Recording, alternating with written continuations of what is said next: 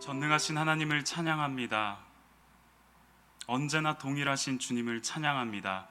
어제도 계셨고 오늘도 계시며 앞으로도 우리와 영원토록 함께 하시는 그 임마누엘의 하나님을 찬양합니다.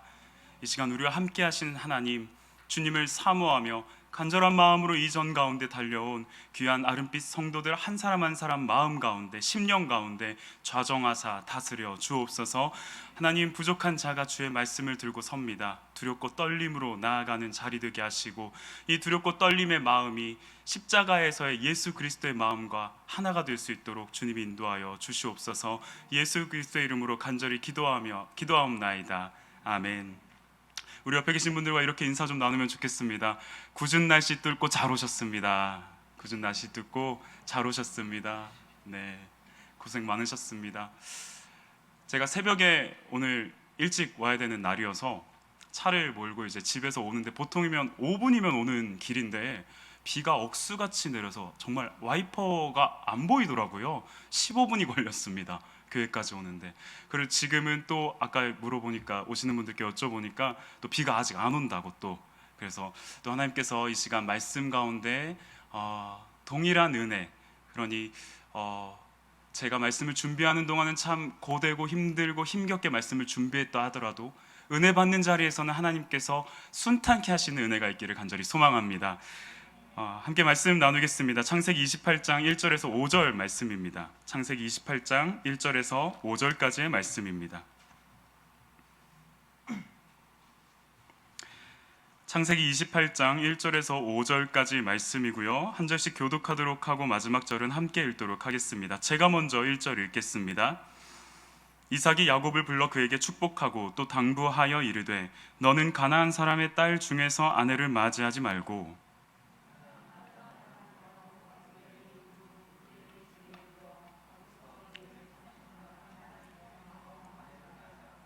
전능하신 하나님이 내게 복을 주시어 내가 생육하고 번성하게 하여 내가 여러 족속을 이루게 하시고 아브라함에게 허락하신 복을 내게 주시되 너와 함께 내 자손에게도 주사 하나님이 아브라함에게 주신 땅 곧 내가 거류하는 땅을 내가 차지하게 하시기를 원하노라. 함께 읽겠습니다. 이에 이삭이 야곱을 보내매 그가 밧단 아람으로 가서 라반에게 이르렀으니 라반은 아람 사람 브두엘의 아들이요 야곱과 에서의 어머니 리브가의 오라비더라. 아멘. 오늘 말씀을 나누기 전에 먼저 질문을 한 가지 드리고자 합니다.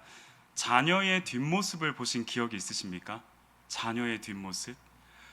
제 아들이 이제 150일이 아직 안 됐거든요.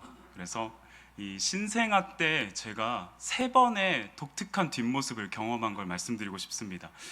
그 제왕절개를 해서 아이를 낳게 되면 보통 자연분만인 경우에는 아버지가 나오는 아이의 탯줄을 이렇게 자르지 않습니까? 그런데 제왕절개 같은 경우는 이미 의사 선생님이 잘라놓고 엄마는 처치하는 동안 아이는 이제 신생아 처치실로 나옵니다. 그때 이제 아버지를 부르거든요. 아버지가 그 신생아 처치실로 가서 이미 잘려진 탯줄이지만 이제 탯줄을 자르는 퍼포먼스를 합니다. 탯줄을 자르는 퍼포먼스를 딱 하고 나면 이제 다 끝났습니다. 손가락 발가락 잘 있죠? 뭐 몸에 이상이 없죠? 저 엉덩이도 괜찮죠? 자 이제 올려보내겠습니다 하고 정말 순식간에 이 아들을 보고 감격할 새도 없이 그냥 탯줄 자르는 퍼포먼스 한 번과 함께 이 아이가 바스켓에 쌓여서 그대로 신생아실로 올라가는 그 뒷모습을 보면서 그 뒷모습을 보면서 여러 가지 마음이 교차하는 걸 느끼게 됩니다. 그런가 하면은요, 병원에 있다 보면 이제 잠깐의 모자 동시를 할 수 있는 시간이 주어지더라고요. 그 모자 동시를 하고 나면 정말 짧은 시간이 지나고 또 이 아이를 아내는 또 병원에 이제 아직 링거를 꽂고 있다 보니 제가 직접 이 카트가 아니죠, 침대를 끌고 이제 침대를 끌고서 신생아실로 이제 데려다 주면 간호사님이 그 아이를 받아서 이제 제한구역으로 또 끌고 들어갑니다. 또 그 뒷모습을 보면 이상한 애틋한 마음이 느껴지더라고요. 그리고 마지막으로 아내와 함께 면회 시간이 되어서 이 유리병 너머에 있는 아이를 이렇게 보는데요. 뭐 그 애가 뭘 하겠습니까? 그 2분 남짓한 시간에 그냥 뭐 눈 깜빡깜빡거리면 쟤 눈 뜨고 있다. 눈도 안 뜨고 있거든요. 막 보조개 들어가면은 저 봐라 아빠를 닮았다 잘생겼지 않냐 막 이런 얘기하면서 그 짧은 시간 동안 이런저런 주저리 대화를 나누다 보면 이제 간호사님이 이제 갈 시간이에요. 아빠한테 엄마한테 인사해. 걔가 어떻게 인사를 하겠어요? 근데 이제 인사하란 말과 함께 저희가 인사하면 아이가 다시 제한구역 뒤로 들어가는 그 뒷모습을 보게 됩니다. 그런데 그 세 번의 뒷모습을 보는 과정에서 저에게 있어서의 공통된 태도가 한 가지 있더라고요. 그게 뭐냐면 눈에서 사라질 때까지 보고 있어요. 이 아이의 뒷모습이 눈에서 사실은 사라졌어요. 제한구역의 문은 닫혔습니다. 그럼에도 불구하고 혹시나 나올까, 혹시나 또다시 등장하진 않을까라는 기대감 때문인지 그 자녀의 뒷모습을 끝까지 바라보고 있는 저의 모습, 저의 태도를 확인하게 됩니다. 저는 이제 딱 고작 150일 된 초보 아빠여서 이 아이의 뒷모습을 그렇게 많이 경험해보지 못했지만 여기 계신 우리 부모님들께서는 성장하는 자녀의 수많은 뒷모습을 보셨을 겁니다.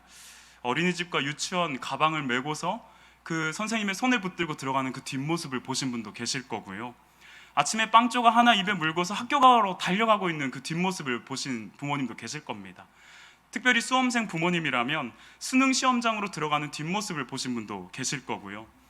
또 아이가 장성화해서 피곤함을 이끌고 직장에 출근하겠다고 터벅터벅 가방 들고 나가는 그 뒷모습을 보신 분도, 결국에는 가정을 이루어서 신랑 신부 행진할 때 모든 사람들은 신랑 신부의 앞모습을 보고 있지만 부모님만큼은 그 버진로드의 뒷모습을 바라보는 것 또한 우리가 바라볼 수 있는 자녀의 뒷모습이 아닐까 싶습니다. 이 자녀의 뒷모습을 보는 것에 대해서 제가 혼자 곰곰이 묵상하면서 두 가지를 의미를 찾게 되었습니다. 첫 번째 의미는요, 내가 자녀의 뒷모습을 본다는 건 마음 다해 이 아이를 사랑하고 있다, 이 자녀를 사랑하고 있다라는 의미겠구나라는 생각이 들었습니다. 관심이 없다면 뒷모습을 보지 않습니다. 자녀가 부모의 뒷모습을 본다라는 거는요, 어느 정도 자녀가 철이 들고 부모에게 관심을 갖게 되었을 때에나 하는 행동이잖아요. 그런데 부모가 자녀의 뒷모습을 본다라는 건 저처럼 그냥 갓 태어난 신생아라 할지라도 부모는 뒷모습을 계속 주목할 수밖에 없습니다. 왜요? 사랑하기 때문에, 마음 다해 관심을 갖고 있기 때문에. 그리고 두 번째 의미는 무엇일까 혼자 고민해 보니까요, 이런 것 같더라고요. 자녀의 뒷모습을 본다는 건 내 품에서 떠나보내고 있다라는 의미를 갖고 있더라고요. 앞서 말했던 그 수많은 자녀의 뒷모습들을 곰곰이 그 상황을 생각해 보시면 모두가 우리의 품을 떠나서 어딘가로 보내고 맡기고 있는 모습을 것을 볼 수 있습니다. 특히 그 결혼식 때 버진로드에서 행진하는 자녀의 뒷모습을 보는 것은 부모의 품을 떠나는 절정이지 않을까 싶습니다. 창세기 2장 24절에 이렇게 기록되어 있죠. 이러므로 남자가 부모를 떠나 그의 아내와 합하여 둘이 한 몸을 이룰지로다. 그래서인지요, 이 자녀의 뒷모습을 보는 건 왠지 모를 애틋함과 아쉬움까지도 느껴지는 것 같습니다. 제가 며칠 전에 이제 중고 서점을 한번 들른 적이 있었는데요. 평소에는, 아니 지금까지 제 인생에서 한 번도 들러보지 않았던, 발을 딛지 않았던 섹션에 제가 먼저 발을 딛고 있더라고요. 자녀, 부모 교육, 가정. 한 번도 늘 종교, 철학 이런 것만 보고 있다가 중고 서점 들어가서 자연스럽게 자녀, 부모 교육 이런 쪽으로 다리를 옮기고 있었습니다. 그런데 거기서 보게 된 하나의 책이 있었는데요. 굉장히 이름이 특출나신 유명하신 위대한 사상가가 쓴 책이었습니다. 그 책에서는요, 부모님이 자녀에 대해서 사랑을 베푸는 세 가지의 단계가 있다, 그리고 사랑의 다른 속성이 있다라고 설명을 합니다. 먼저 어린 자녀를 대하고 있는 부모는 정성과 헌신으로 보살피는 사랑을 가지고 있다, 가져야만 한다, 필요하다라고 이야기를 합니다. 정성과 헌신으로 보살피는 사랑. 두 번째로 사춘기에 자녀를 두고 있는 부모님은요, 이 아이가 실패하더라도 스스로 이겨낼 수 있도록, 그 장면을, 그 상황을 겪어낼 수 있도록 부모 스스로가 도움을 주는 것을 억제하면서 지켜보는 사랑, 억제하며 지켜보는 사랑이 사춘기 부모에게 필요하다라고 하더라고요. 끝으로 성인 자녀를 두고 있는 부모님에게는 이 아이가 자신의 인생의 책임을 지고서 제 갈 길을 걸어갈 수 있도록 냉정하면서도 억제하는 그런 사랑이 필요하다라고 하는 것을 볼 수 있었습니다. 어떠십니까? 공감이 되십니까?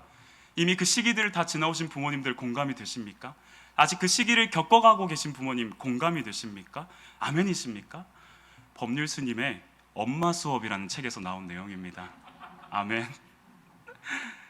저 사실 굉장히 공감이 되는 내용이었습니다. 보살핌이 필요한 자녀를 제가 지금 키우고 있고요. 어린 자녀죠. 고등부 친구들을 만나면서 사춘기 시기에 이 청소년들, 지켜보아야 하는 사랑이 필요한 친구들을 보고 있고요. 또 청년 일부, 20대 청년들, 독립을 준비하는 청년들을 매주일 마주하면서 이들에게 조금은 억제할 수 있는 사랑이 필요하다는 것을 보는 특수한 위치에 제가 있더라고요. 그런데 이 법률 스님이 이 엄마 수업이라는 책에서 강조하는 걸 한 문장으로 표현하면 뭘까라고 하니까 바로 이겁니다. 부모는 자녀의 자립심에 관심을 가져야 한다. 부모는 자녀의 자립심에 관심을 가져야 한다. 부모의 그늘 아래 익숙한 자녀는 그 그늘을 절대 벗어나려고 시도하지도 않고 벗어나지도 않는다. 그러다 예상치 못하게 부모의 그늘이 갑자기 사라지게 되면 늦가기 성인이 된 그제서야 자립의 문제에 처하게 될 수밖에 없다. 그러니 부모는 반드시 자녀의 자립심에 관심을 가져야 한다. 우리에게로 시선을 한번 맞춰 보길 원합니다. 오늘은 다음 세대를 위한 기도의 마지막 시간입니다. 잊지 못할 신앙의 추억을 새겨주고 싶은 마음으로 이 자리 가운데 우리가 기도하러 나왔습니다. 어떻게든 캠프와 수련회를 통해서 내가 만난 하나님을 이 아이에게 만나게 해주고픈 마음으로 이 자리 가운데 우리는 나왔습니다. 억지로라도 끌어다가 앉혀놓고 집중하라고 예배드리라고 다그칠 수밖에 없는 마음이 부모의 마음이라는 것 너무나도 충분히 이해하고 공감합니다. 그런데 이러한 의문이 한 가지 생기더라고요. 우리는 자녀의 신앙의 자립심에 대해서 얼마나 관심을 갖고 있는가? 우리는 우리 자녀들의 신앙의 자립심에 대해서 얼마나 관심을 갖고 있을까?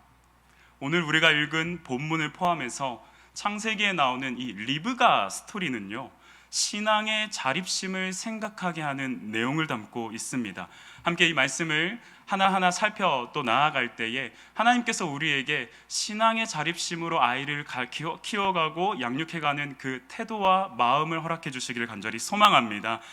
자녀의 신앙의 자립심을 위해 부모가 점검해야 하는 두 가지 태도를 말씀에서 함께 찾아보기 원하는데요. 첫 번째는 약속의 말씀을 귀 기울이며 신뢰하는 태도가 있는가, 약속의 말씀에 귀를 기울이며 신뢰하는가에 대해서 함께 보고자 합니다. 오늘 우리가 시작할 때 읽었던 본문과는 좀 다른 본문이지만 오늘은 전체 창세기에서의 리브가 스토리를 함께 다룰 것이기 때문에 창세기 25장 21절에서 23절의 말씀을 제가 화면으로 준비했습니다. 한 절씩 교독하면서 23절은 함께 읽도록 하겠습니다. 21절 제가 먼저 읽겠습니다. 이삭이 그의 아내가 임신하지 못함으로 그를 위하여 여호와께 간구하매 여호와께서 그의 간구를 들으셨으므로 그의 아내 리브가가 임신하였더니 그 아들들이 그의 태 속에서 서로 싸우지라. 그가 이르되 이럴 경우에는 내가 어찌할꼬 하고 가서 여호와께 묻자온대. 함께 읽습니다. 여호와께서 그에게 이르시되 두 국민이 내 태중에 있구나. 두 민족이 내 복중에서부터 나누이리라. 이 족속이 저 족속보다 강하겠고 큰 자가 어린 자를 섬기리라 하셨더라. 아멘. 이 상황은 저희가 너무나도 잘 알다시피 이제 이삭과 리브가가 결혼을 했습니다. 그런데 불임의 문제가 발생합니다. 그런데 이 불임은요, 여느 다른 불임의 문제와는 상황이 완전히 다른 굉장히 심각한 문제를 초래하는 불임입니다. 왜 그렇지요? 아버지 아브라함과 사라가 그러했던 것처럼 하나님께서 아브라함을 통하여 아브라함의 약속의 자녀로서의 이삭을 주셨는데 그 약속이 이어져 나가야 하는 대가 리브가에서 또 끊어지게 되거든요. 이삭과 리브가의 관계에서. 굉장히 심각한 문제입니다. 20년간 불임의 기간을 거친 후에 이삭이 간절하게 기도했습니다. 그러자 하나님께서 응답을 주셨는데 그것은 바로 우리가 알다시피 태중에 쌍둥이가 생기는 상황이었습니다. 그런데 이 쌍둥이가 그 안에서 얼마나 다툼을 일으켰는지 그 안에서 겉을 싸고 있느냐고 표현하려는데 그건 좀 너무한 표현이죠. 리브가의 입장에서는 이 아이가 배 안에서 엄청나게 뛰어다니고 있으니까 둘 다 싸우고 있으니까 답답한 겁니다. 힘든 겁니다. 그래서 하나님께 기도하죠. 하나님, 지금 이게 무슨 상황입니까? 어떻게 해야 합니까? 그럴 때 하나님께서 이렇게 말씀하십니다. 23절입니다. 여호와께서 그에게 이르시되 두 국민이 내 태중에 있구나. 두 민족이 내 복중에서부터 나누이리라. 이 족속이 저 족속보다 강하겠고 큰 자가 어린 자를 섬기리라 하셨더라. 여기서 우리는 오해와 고민에 빠지게 됩니다. 야곱이 훗날 이삭에게 축복을 받도록 조정하고 있는 이 리브가의 행동을 봤을 때 그건 야곱을 편애하는 눈이 가려진 리브가의 욕망의 속임일까? 아니면 하나님의 약속을 믿는 믿음의 행동일까? 저는요, 말씀을 묵상하면서 오히려 눈의 편애로 가리워진 쪽은 리브가가 아니라 이삭이라는 것을 볼 수 있었습니다. 창세기 27장 1절은 이렇게 말합니다. 이삭이 나이가 많아 눈이 어두워 잘 보지 못하더니 맏아들 에서를 불러 이르되 내 아들아 하매 그가 이르되 내가 여기 있나이다 하니, 구약에서 눈이 어둡다라는 표현은 영적인 둔감함을 표현합니다. 우리가 잘 알다시피 사무엘서에서 사무엘과 엘리 제사장을 비교할 때 엘리 제사장은 그가 눈이 어두웠다라고 표현하고 있습니다. 영적으로 어두운 상태, 둔감한 상태를 지적하고 있는 것이죠. 마찬가지입니다. 이삭이 지금 영적으로 둔감한 상태에 있습니다. 하나님이 리브가에게 하셨던 그 말씀, 큰 자가 어린 자를 섬기리라는 그 말씀, 약속을 무시하고 있습니다. 에서가 야곱에게 장자의 명분을 팥죽 한 그릇에 넘긴 것도 무시하고 있습니다. 에서가 이방 여인들을 아내로 맞은 것 또한 묵인한 채로 태어난 순서만을 중요하게 여기면서 에서를 편애하고 그를 축복하려고 시도하고 있는 것이 바로 이삭입니다. 하나님의 약속의 실현이 되는 그러한 관점으로 볼 때 오히려 약속을 그르치는 것은 이삭이고요, 그 약속을 되새기고자 하는 시도는 리브가의 행동에서 나타납니다. 그렇다면 다시 한 번 더 여쭐까요? 야곱이 이삭의 축복을 받도록 조정하고 있는 리브가의 행동은 야곱을 편애하는 눈이 가려진 속임일까요? 아니면 하나님의 약속을 믿는 믿음의 행동일까요? 약속에 대한 신뢰는 사실 약속하시고 이루시는, 언약하시고 성취하시는 하나님의 신실하심에 대한, 그 성품에 대한 신뢰일 것입니다. 이삭의 영적 둔감함에 의해서 하나님의 약속이 어그러질 수 있는 이때 하나님은 이 절체절명의 상황 속으로 리브가의 행동을 통해서 개입하고 계신 것을 우리는 볼 수 있습니다. 비록 그 모습이 남편 이삭을 속이는 것처럼 비추어진다 하더라도 약속하신 것을 반드시 이루시는 하나님의 신실하심은 리브가를 통하여서 이삭의 가리워진 눈을 뜨게끔 하였을 것입니다. 잠시 우리는 이 리브가가 가진 약속을 신뢰하는 믿음에 좀 주목했으면 합니다. 아브라함으로부터 이삭의 출생 스토리를 분명히 리브가는 들었을 겁니다. 우리 아버지가 100세에 나를 낳았어. 아브라함의 언약 또한 리브가는 이삭을 통해서 들었을 겁니다. 하나님께서 우리 가정에게 이러한 약속을 해주셨대. 그 언약의 결과가 남편 이삭이라는 사실도 알고 있을 것입니다. 우리 아버지가 나를 모리아 산으로 데려갔었는데 그때 나 아버지한테 죽는 줄 알았거든. 근데 하나님께서 우리 가족을 살려내신 걸 난 봤어. 분명히 이삭을 통해서 리브가는 그 얘기를 들었겠죠. 그런 리브가에게 하나님께서 큰 자가 어린 자를 섬길 것이다 라는 말씀은 단순히 이 야곱을 편애하기 위한 근거가 되지는 않을 것입니다. 오히려 하나님의 아브라함을 향한 약속을 이어가는 말씀으로 중요하게 받아들여지지 않았을까요? 리브가에게는. 여러분들에게 질문 다시 한 번 더 드리고 싶습니다. 리브가가 약속의 말씀에 귀를 기울였던 것처럼 우리 또한 신뢰할 만한 약속의 말씀에 날마다 귀를 기울이고 있습니까? 주의 말씀은 내 발의 등불이요 내 길의 빛이니이다 라고 말씀하시는데, 자녀를 향한, 그리고 우리의 삶을 향한 하나님의 약속의 말씀을 우리는 얼마나 가까이 하고 계십니까? 단적인 예로 큐티하고 계십니까? 분당 우리 교회에서는 매일 새벽 저희가 알고 있는 그 매일 성경이라고 하는 성서 유니온에서 나온 그 큐티 본문을 가지고 늘 말씀을 나누고 있었습니다. 그리고 아름빛 교회로 와서는 그리스도 중심의 성경 읽기를 하고 있다 보니 큐티라고 하는 어떠한 하나의 본문을 가지고 묵상하는 시간은 따로 갖지 않고 있는 중입니다. 차치하고요. 그리스도 중심의 성경 읽기 묵상하고 계십니까? 큐티로서 새로운 삶을 살아가고 있는 사람이 있습니다. 바로 접니다. 저는요, 사역에 처절한 실패를 맛본 경험이 있습니다.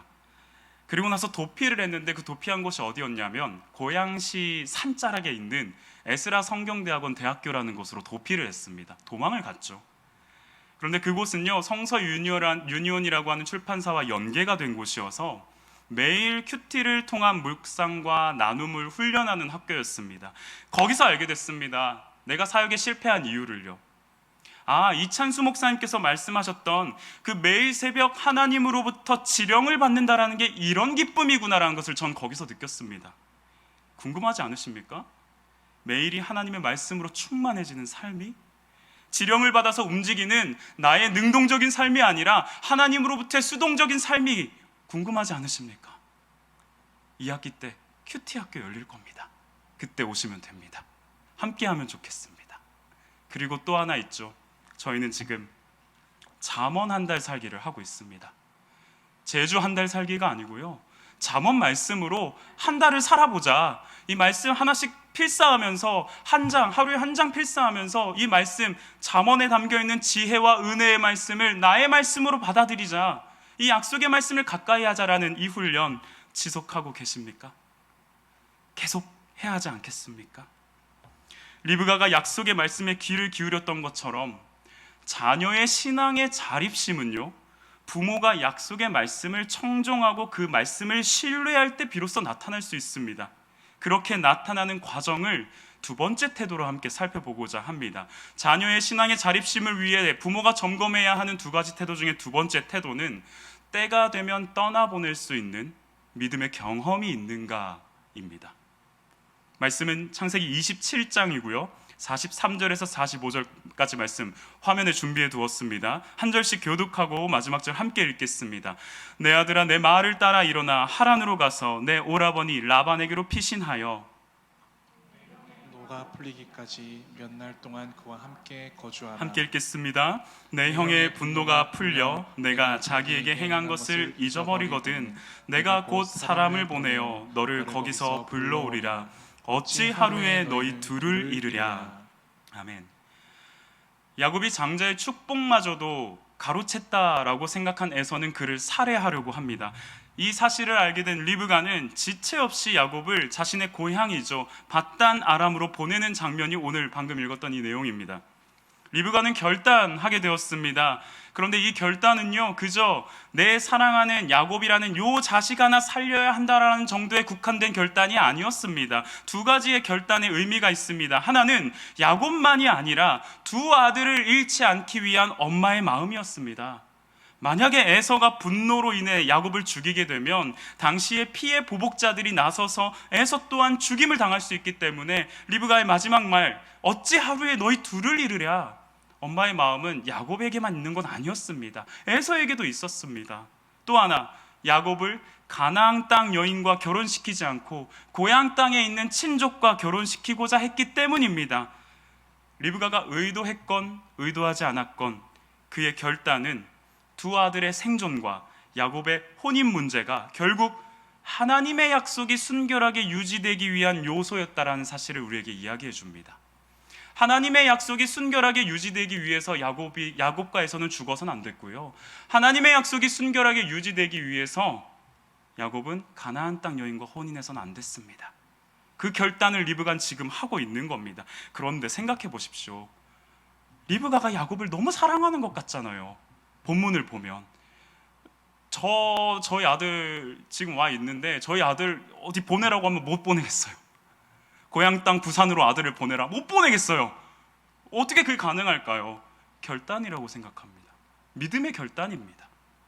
그럼 리브가가 이 믿음의 결단이 가능했던 이유는 무엇이었을까? 저는 리브가가 경험했던 신앙의 경험이라고 생각합니다. 24장 61절은 이렇게 이야기합니다. 창세기 24장 61절입니다. 리브가와 몸종들은 준비를 마치고 낙타에 올라앉아서 종의 뒤를 따라 나섰다. 그래서 아브라함의 종은 리브가를 데리고서 길을 떠날 수 있었다. 제가 세 번역으로 읽어드렸습니다. 리브가가 일어나 여자 종들과 함께 낙타를 타고 그 사람, 엘리에셀이죠, 그 사람을 따라 그 종이 리브가를 데리고 가니라. 리브가가 이삭과 결혼하기 위해서 고향 밧단 아람을 떠나고 있는 장면의 말씀입니다. 가족들이 더 있으라고, 조금만 더 있다가라고 붙잡지만 리브가는 지체 없이 즉시 그 자리를 떠나고 있는 모습을 우리는 보게 됩니다. 이 부분에 대해서 존 메가더 목사님은 이렇게 표현합니다. 리브가는 즉시 떠나는데 동의했는데 자신의 삶에서 섭리에 따라 일어나는 일을 확신하며 받아들이는 모습을 보여주고 있다. 리브가는 하나님의 인도하심을 믿고 길을 떠나는 경험을 가진 사람이었습니다. 그러하기 때문에 야곱에게도 그가 길을 떠날 수 있도록 수 있었던 것입니다. 우리에게는 때가 되면 우리의 자녀를 떠나보낼 수 있는 결단을 위한 경험이 있으십니까? 믿음으로 걸어가는 삶의 경험이 있으십니까? 청년 일부를 섬기고 있는데요, 청년 일부에서는 수요일 저녁마다 그 성경 공부 모임을 하고 있습니다. 지금 자발적으로 함께하고 싶어하는 청년들과 함께 한 7명의 청년들과 이 성경 모임을 하고 있는데요, 한 청년이 지지난주에 저에게 날카로운 질문을 하나 하더라고요. 강도사님의 아들이 하나님의 자녀라는 것을 확신하십니까? 그 아들의 구원의 문제를 위해서 강도사님은 어떻게 교육하실 생각이세요? 굉장히 날카롭죠. 저 진짜 수요일마다 너무 힘듭니다. 근데 행복합니다. 행복한데 힘듭니다. 이런 질문들을 제가 막 계속 받아야 되거든요. 그런 질문들 앞에서 감사하게도 저는 제 입술을 통한 하나님께서 믿음의 고백을 하셨다라고 생각하는데 이렇게 이야기했습니다. 청년들한테 얘기했기 때문에 약간 그 반말로 좀 해볼게요. 나는 단호하지만 내 아들이 하나님의 자녀인지 아닌지 알 수 없다. 구원의 문제는 이 아이와 하나님 사이의 관계이지 내가 목회자의 길을 걸어간다고 해서 내 아들의 구원이 자동적으로 정립되는 거 절대 아니다. 성경은 구원의 근거가 부모의 신앙에 있다고 말하지 않는다. 그러면서 이렇게 덧붙여서 말했습니다. 하지만 나는 내 아들의 구원의 문제를 위해서 구원받는 사람으로서의 삶을 보여주고 싶다. 영원한 것을 위해서 영원하지 않는 것을 기꺼이 버릴 수 있는 삶이 얼마나 행복하고 값진 것인지를 나는 내 아들에게 내 삶으로 보여주고 싶다. 나는 내 아들이 청소년이 되었을 때 나는 목사 아들이지만 우리 아빠의 이중적인 삶을 보니까 예수 없는 것 같다. 예수 못 믿겠다. 이런 소리 듣고 싶지 않다. 그렇기 때문에 나는 내가 아들의 구원의 문제를 할 수 있는 구원의 문제를 위해 할 수 있는 나의 유일한 교육이 있다면 기꺼이 행복한 그리스도인의 삶을 보여주는 것이라고 생각한다. 여러분, 저의 이 고백에 동의하십니까? 목사 아들이라고, 장로님의 딸이라고, 교회 오래 다닌 직분자의 자녀라고 해서 하나님과의 진한 만남이 보장되어 있는 거 아닙니다. 우리가 그러한 믿음의 삶을 살아내고 그러한 믿음의 삶으로 자녀를 걸어가게 할 수 있어야 하지 않을까요?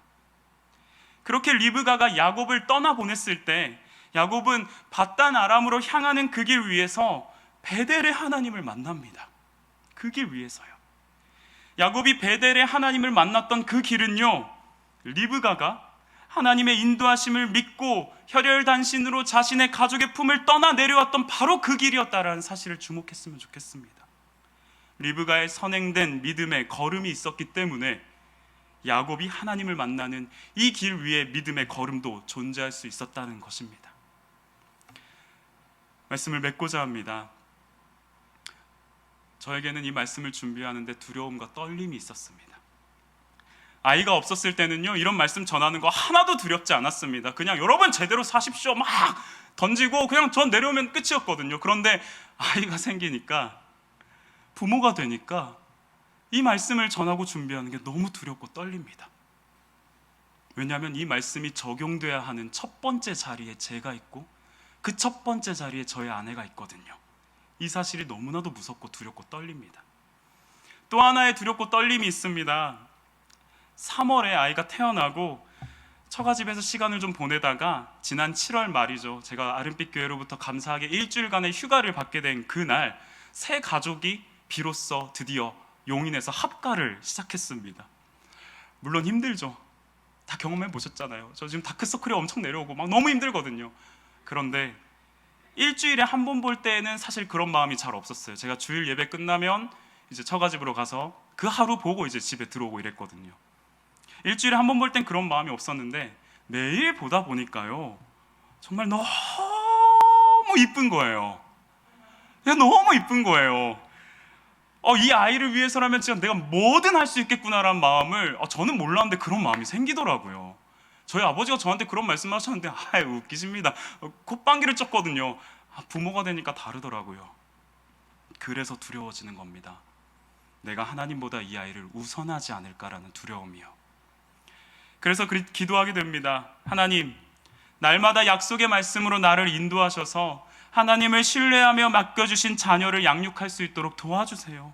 하나님, 나의 삶이 이 자녀가 하나님을 만나는 과정 속에 방해가 되지 않고 오히려 도전이 될 수 있도록 도와주세요. 우리가 이와 같은 마음으로 자녀를 양육하며 삶으로 살아낼 때 우리 눈앞에 자녀의 뒷모습이 보인다는 건 자녀가 신앙의 부모에게 치를 떨면서 욕하고 떠나가는 그 뒷모습이 아니라 부모가 만났던 그 동일한 하나님을 만나고자 갈망하며 달려가는 뒷모습이 되게 하실 줄 믿습니다. 신앙의 자립은 말씀 앞에 선 부모가 자녀의 하나님을 신뢰하고 그 손을 놓아줄 때 비로소 시작되는 것임을 기억하는 오늘이 되기를 간절히 소망합니다. 우리 함께 찬양하면서 말씀을 가지고 함께 기도하며 나아가기 원하는데요, 이 찬양입니다. 아무것도 두려워하지 말라. 주 너의 하나님이 지켜주신다. 놀라지 마라, 겁내지 마라. 주님이 나를 지켜주신다. 이 가사에 나라고 표현되는 그 표현이 나의 삶이기도 하지만 동시에 우리 자녀들의 삶이기도 하지 않습니까? 그 믿음의 고백을 가지고 우리 함께 찬양하며 나아가길 원합니다.